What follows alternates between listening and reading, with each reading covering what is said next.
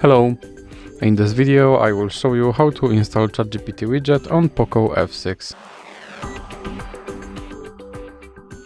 So you have to start by opening your Google Play Store, then click on search bar and type in Wally AI and click search. Then select this application and click install.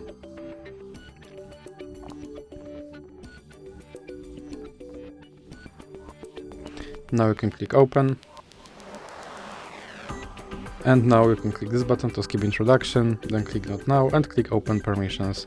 Then click on AI assistant and click here to allow this app to display over other app, then click back and click back again. Now you can click start and here is your ChatGPT widget. You can open him and you can tell him to do something.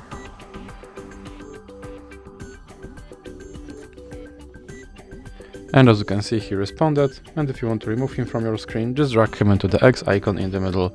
So, that's it for this video. If you liked it, please remember to leave like and subscribe.